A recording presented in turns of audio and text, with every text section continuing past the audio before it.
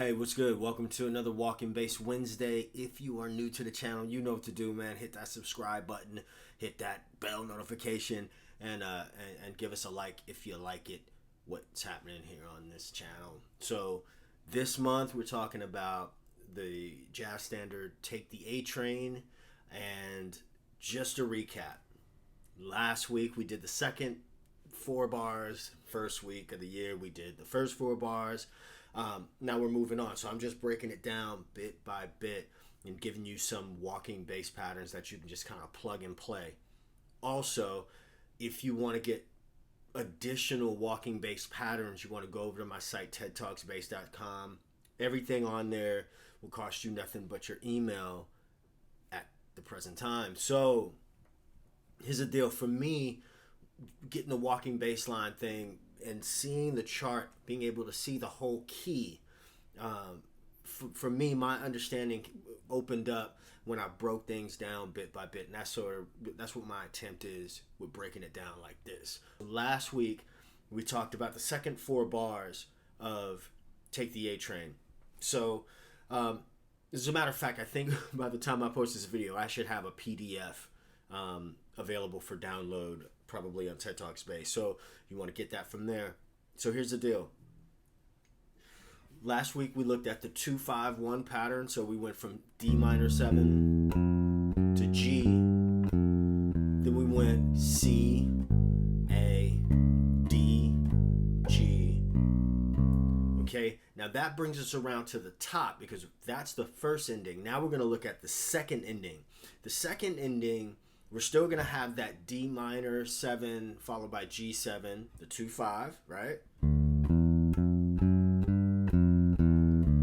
But now we're going to have one measure of C, major 7, and then 2 chords in 1 bar. There'll be a 2-5 going into F.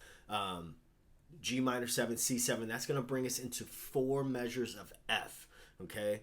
So what we're going to do for the that 4 measures of F is we're going to combine a couple of 2-bar phrases, okay? So let me stop talking. Let me show you what I'm talking about first. This is D minor 7, G7, going into C major, then the 2-5, G minor 7, C7, okay? So we'll use the pattern that we had before.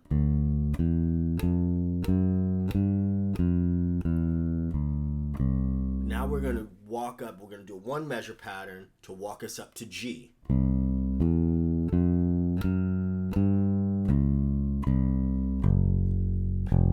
Let me explain what I did there. I went to C. There's my root, major 3rd, 4, sharp 4.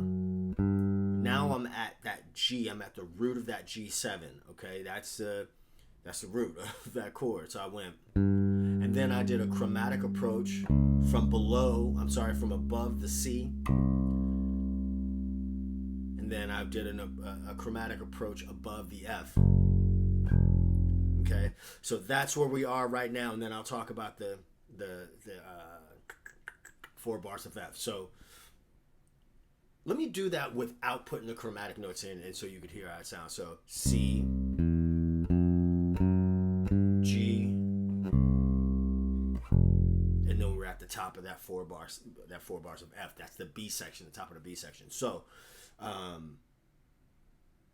let me do it now with the chromatic notes. I'm going to approach all of the notes from above, a chromatic note above. If you don't know what I'm talking about the note above in pitch of the target note. So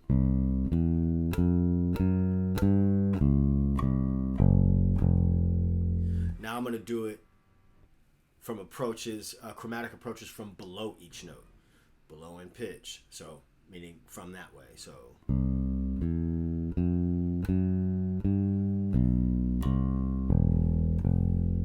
it's got a little bit of a different flavor. So maybe I should play this for you.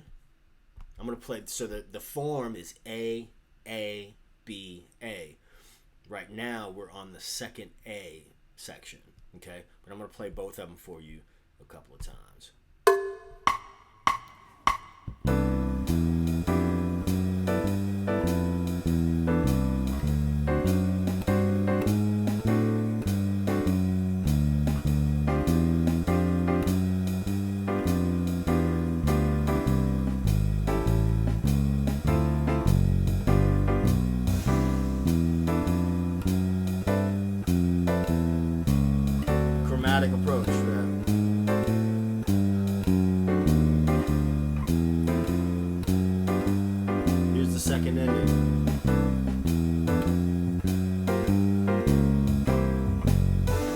Okay, so and then we'll go into the F.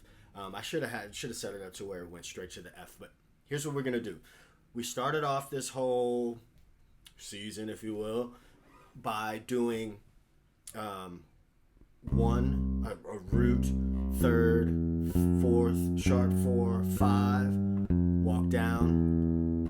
Right now, that remember I said that pattern is going to work over any major chord. So now we're going to do that with F major 7.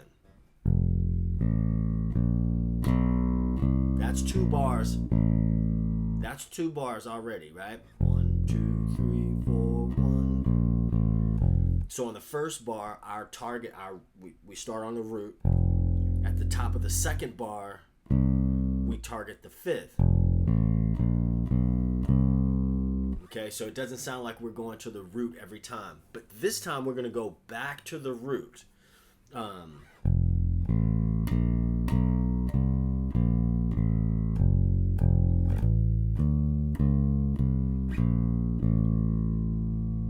So I went 1, 3, 6, flat 6, 5, 4, 3. Now the last note of that bar can be a few different things, right? So depending on the next chord that we go to. So the next chord, which we'll talk about next Wednesday, I just want you to really get these patterns under your fingers, right? Just bit by bit by bit. Don't try to eat it all at one time. So the next chord is going to be a D7. So what I could do is I can go... I'm sorry, what did I do? I went...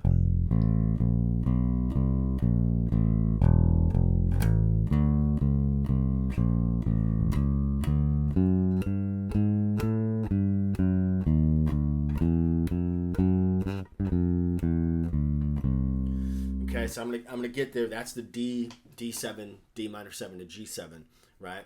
And I'm gonna show you over at the other side some 2-5 patterns that you can just plug in. Anytime you see a 2-5, you can just plug those patterns in. So F major 7, I go 1, 3, 4, sharp 4, 5, 4, 3, and then here again, I can use chromatic approaches to get into, I think the first time I played it just now, that's what I did. I can do a chromatic approach, a scalar approach from a whole step above or below, that to get into that. So let's look at that real quick to get us into the second two bar pattern. So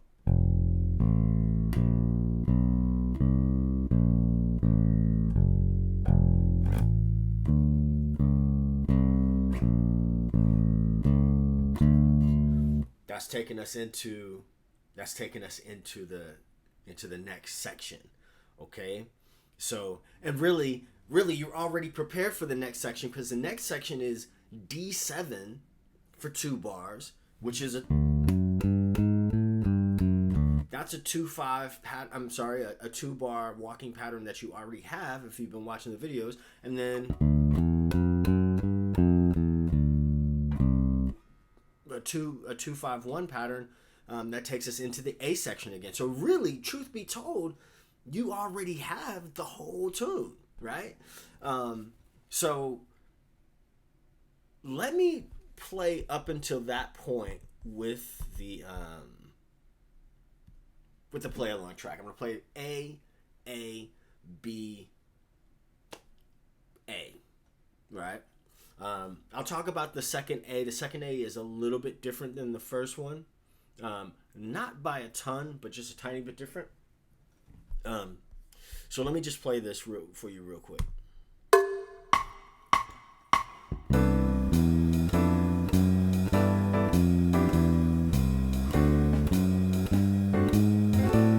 Here's our 2-5.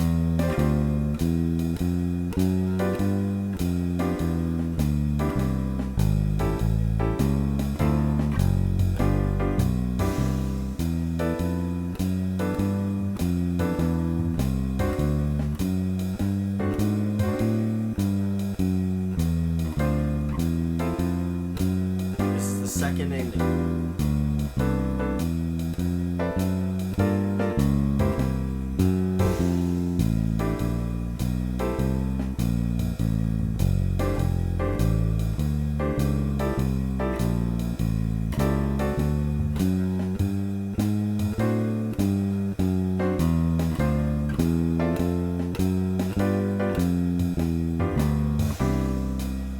Okay, so I did something a little bit different that time. I went to the F, the octave F. So I went. What did I do? What did I do? Let me remember what I did just now. So I went from the second ending. So I used that F, the higher F, to start, but I still went 1, 3, 4, sharp 4, 1, 5, 4, 3, chromatic.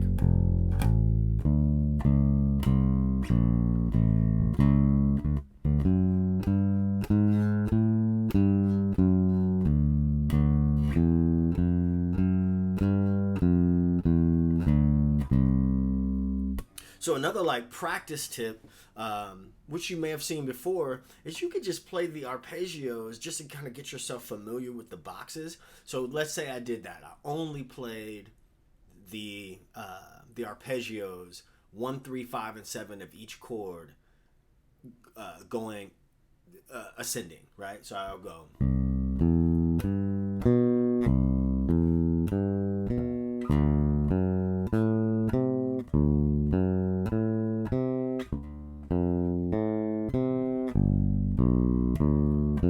Here I have 2 bars, 2 chords in each measure, so I could go.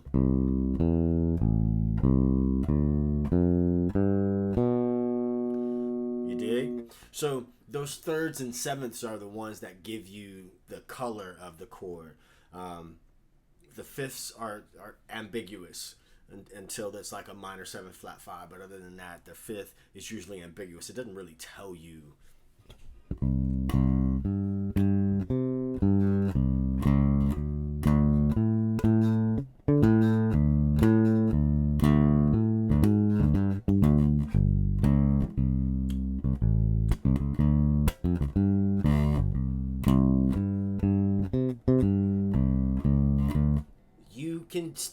You can hear the changes in the root. So the root, the thirds and the sevenths will tell you the color. You can hear the root movement, but you can't really get the color of the chord as much as you hear when you add the thirds and the sevenths. So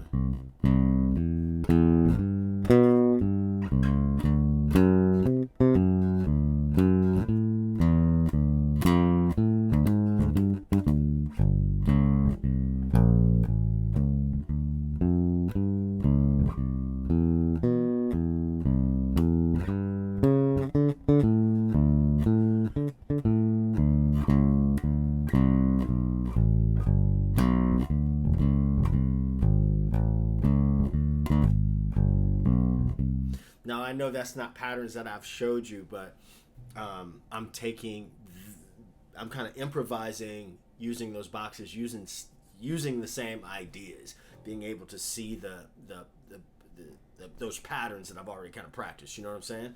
So anyway, I hope you dug this video. This one was a little bit longer than the last one, but still, I hope you find it informative. If you do, go on and smash that subscribe. I'll see you in the next video next Monday, another blue collar bass lesson where I'll do a tutorial on a song that you may find on a casual or wedding top 40 band, playlist or something like that. You may need to be called on to play. So with that, peace, 2 fingers. See you next time.